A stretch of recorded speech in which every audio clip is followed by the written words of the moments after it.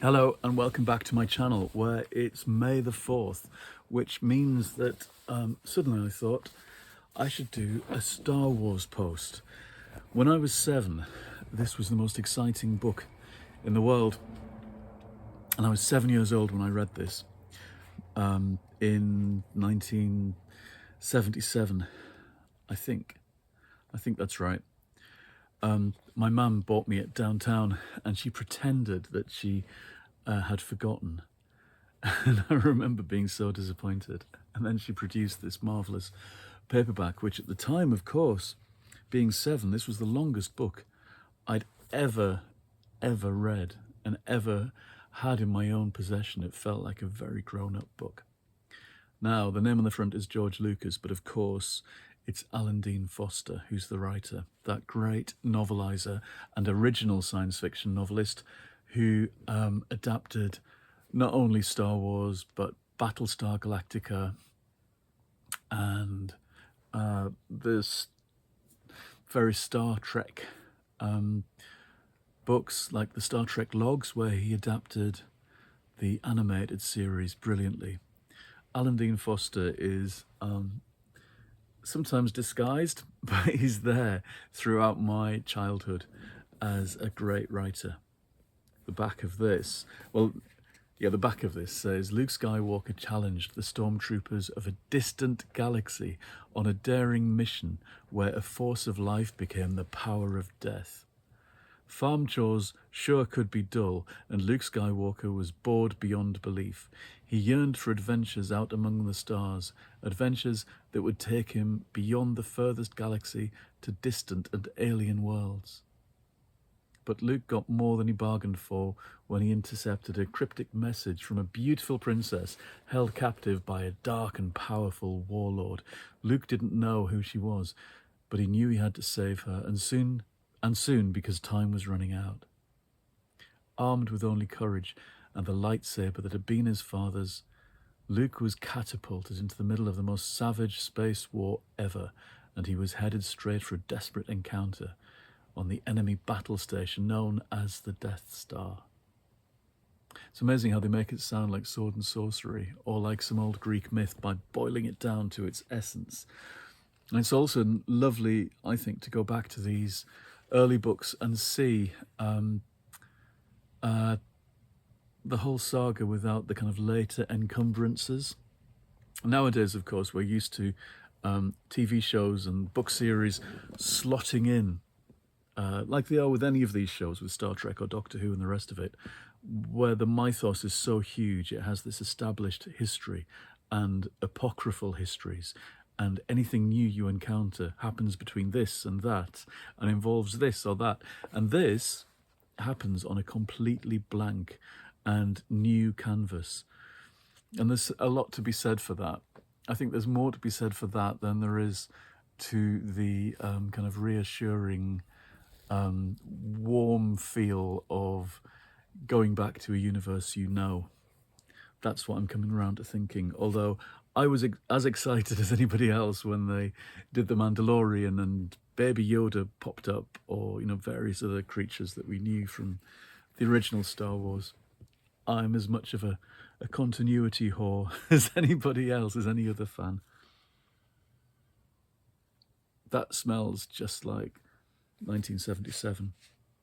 It smells like the back of warm cars on long journeys, and it smells of W.H. Smith's on autumnal days shopping, and it smells of the beach and long days spent reading, and of being down the burn, sitting up a tree and reading. The thing I love about this is the quote from Leia Organa of Alderaan, senator, at the beginning, as if she's a famous person in our world. And the quote is, "They were in the wrong place at the wrong time. Naturally, they became heroes," which sounds so much like her. You can hear Carrie Fisher saying that. I don't think it's true. I don't think it is a case that naturally they became heroes. These particular characters became heroes because they were those characters. It's not inevitable. the idea that any character would become a hero in those situations manifestly isn't true. And one of the things about the expanding universe of a franchise like this is that are other characters worth our attention in the same way as Luke and Leia and Han? And I think it is the law of diminishing returns, and no, they're not worthy of the same attention. They're not heroes who are as interesting or as fun or as heroic. It's interesting. I set out to celebrate an expanding an expanding universe, an expanding franchise, and I'm coming back to the thought that maybe these early things were the only thing. But look at these covers though as well. And this is the first sequel. Now, before anything else, before The Empire Strikes Back was ever heard of, Alan Dean Foster followed up his original Star Wars novel with this, Splinter of the Mind's Eye. Now, if I remember correctly, this is 1978? Yeah. And he got to have his own name on the cover. And I read this at the age of 8. This is the beginning of chapter 1. How beautiful was the universe, Luke thought. How beautifully flowing, glorious, and aglow, like the robe of a queen. Ice-black clean in its emptiness and solitude, so unlike the motley collage of spinning dust motes men called their worlds, where the human bacteria throve and multiplied and slaughtered one another, all so that one might say he stood a little higher than his fellows. In depressed moments, he felt sure there was no really happy living matter on any of these worlds, only a plethora of destructive human diseases which fought and raged constantly against one another, a sequence of cancerous civilizations which fed on its own body, never healing, yet somehow not quite dying. A particularly virulent strain of one of these cancers had killed his own mother and father, then his Aunt Beru and his Uncle Owen. It had also taken him from the man he had learned to respect more than any other, the elderly Jedi Knight Ben Kenobi. It's a bit philosophical for Luke, really, this, I think, thinking about it now. Although he had seen Kenobi struck by the lightsaber of Darth Vader on board the now obliterated Imperial Death Star battle station, he could not be certain that the old wizard was truly dead. Vader's saber had left only empty air in its wake. That Ben Kenobi had departed this plane of existence was inarguable. What no one could tell was what level of existence he had passed into, maybe death and maybe not.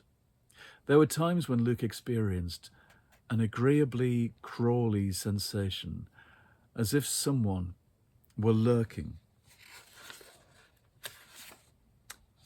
Oh, the pages are just behind him. That unseen presence occasionally seemed to move arms and legs for him, or to supply suggestions and thoughts when his own mind was helplessly blank as that of the former farm boy of Tatooine's desert world. Unseen spirits or not, Luke reflected grimly, if there was one thing he was sure of, it was that the callow youth he had once been was dead and dry as dust. In the rebel alliance of worlds struggling against the corrupt rule of the imperial government, he held no formal title, but no one taunted him or called him farm boy, not since he had helped destroy the bloated battle station secretly built by Governor Moff Tarkin and his henchman, Darth Vader. Luke had no experience with titles, hence no use for one. When the rebel leaders offered him any reward within their ability to grant, he had only asked to be permitted to continue piloting a fighter in the Alliance's service.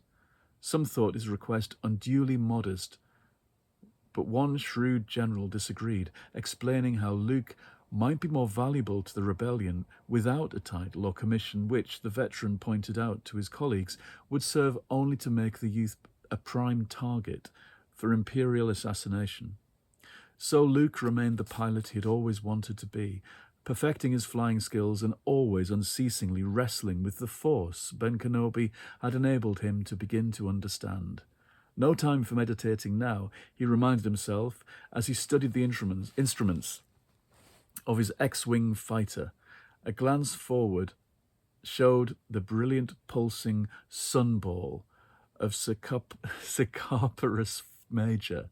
Its devastating radiance stepped down to viewable intensity by the phototropic material of the transparent port itself. "Everything okay back there, R2?"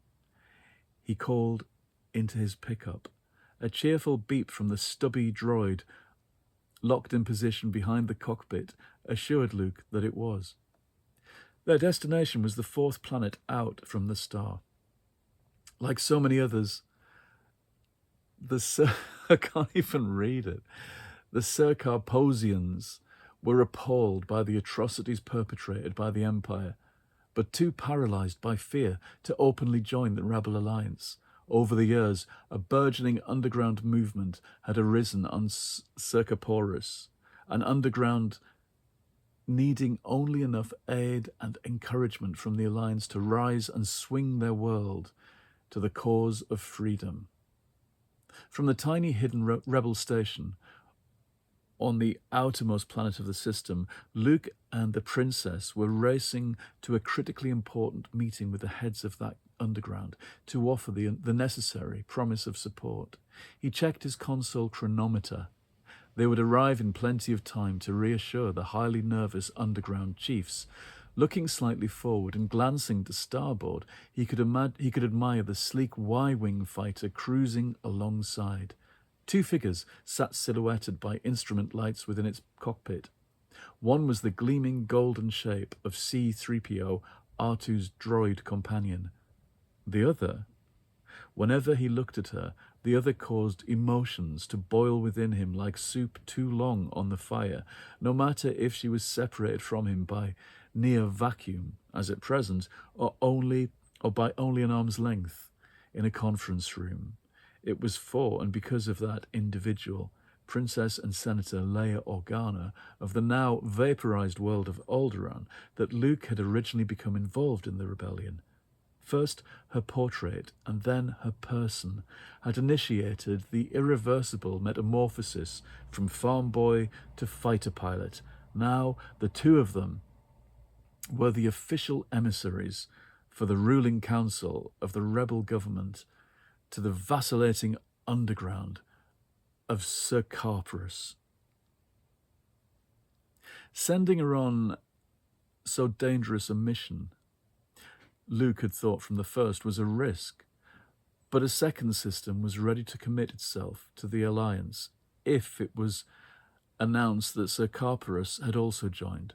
At the same time, if that second system would declare its defiance of the Empire, then the Circaposian underground would undoubtedly come over to the side of the rebellion. So not one but two systems waited on the outcome of this mission, and if it failed, Luke knew both systems would probably lose heart and withhold their desperately needed aid. They had to succeed. Luke had no doubts as he silently adjusted his ship's attitude a quarter of a degree to the plane of the solar ecliptic about the outcome of his mission. He couldn't imagine anyone who could not be persuaded by Princess Leia. She could convince him of anything. Luke treasured those moments when she forgot her station and titles. He dreamed of a time when she might forget them forever. A beep from behind woke Luke from his daydreaming, wiping the smile from his face. They were preparing to pass close to Circarparus 5, and R2 was reminding him of it, a vast cloud-shrouded globe, the planet itself in Luke's library, as being was listed in Luke's library as being the most unexplored, save for the single early Imperial scouting expedition. According to the computer readout, it was also known to the Secarposians as Mimban, and his intership communicator dinged for attention. "I'm receiving you, Princess." Her reply was filled with irritation. "My port engine is beginning to generate unequal radiation pulses." Even when bothered, to him that voice was naturally sweet and pleasing, a sugar-laden fruit. "How bad?" he inquired, frowning worriedly. "Bad enough, Luke." The words sounded strained. "I'm losing control already, and the inequality's getting worse. I don't think I'm going to be able to compensate. We'll have to stop at the first base down below on Mimban and have the problem corrected." Luke opened his mouth to reply, did so after hesitating briefly. "You can't possibly make it to Cercarparus 4. "I don't think so, Luke. I might make near orbit, but then we'll have to deal with official repair systems, and I couldn't set down as planned. We'd miss the meeting, and we can't miss it. Resistance groups from all over the Cercarparus system are going to be there. If I don't arrive, they'll panic. We'll have one stang of a time getting them to surface again, and the Cercarparus worlds are vital to the rebellion, Luke." "I still don't think," he began. "Don't make me make it an order, Luke." Biting back his initial response, he hurriedly began to check on visual readout charts and records. "According to my information tapes, Mimban doesn't have a repair station layer. In fact," he added with a glance at the murky green-white sphere below and to one side, "Mimban might not even have an emergency standby station." "It doesn't matter, Luke. I have to make the conference, and I'm going down while I still have some real control. Surely in a system as populous as this one, any world with a breathable atmosphere is going to be equipped with facilities for emergency repair. Your data must be old, or else you're searching the wrong tapes." A pause then. "You can prove it by shifting your communicator monitor to frequency 0461. Luke adjusted the requisite controls. Instantly, a steady whine filled the small cabin. "Sound familiar?" she asked him. "That's a directional landing beam, all right," he replied, confused. Several further queries, however, revealed no records of a station on Mimban, but there's still nothing in the listings on either Imperial or Alliance tapes. If we... He broke off as a puff of gas glowed brightly from the Princess's Y-wing, expanded brightly and vanished. Leia. Princess Leia. Her small ship was already curving away from him. "Lost lateral controls completely now, Luke. I've got to go down." Luke rushed to match her glide path. "I don't deny the presence of the beacon. Maybe we'll be lucky. Try to shift power to your port controls. I'm doing the best I can." A brief silence followed by, "Stop moving around, 3PO, and watch your ventral manipulators." A contrite metallic "Sorry, Princess Leia" sounded from her cabin companion, the bronzed human cyborg relations droid C-3PO. But what if Master Luke is correct and there is no station below? We could find ourselves marooned forever on this empty world, without companionship, without knowledge tapes, without lubricants. The amount of jargon in this is amazing to look back on. I hadn't realised it was as clotted and clunky with stuff, with science fiction stuff as it is. Kind of slightly annoying to get to grips with, even at my age. At 7, God knows what I made of it. I was looking forward to the moments when you get actual characters saying stuff. To have 3PO come on at the end there and be just as querulous and queer and silly as he is, bleating about lubricants in the depths of space, is very funny. The slight hint of weird incest between Luke and Leia, which of course the author, Alan Dean Foster, wouldn't have been aware of, in retrospect, is quite funny. Anyway, that's my little bit of Star Wars for the day. These are my 2 favourite Star Wars books. And of course, Splinter of the Mind's Eye is the one that takes place mostly on this swampy world, and we didn't quite get to it in that excerpt.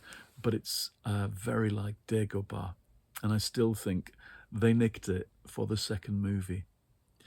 Anyway, that's my May the 4th episode of this, and I guess May the 4th be with you, and I'll see you again in the next episode.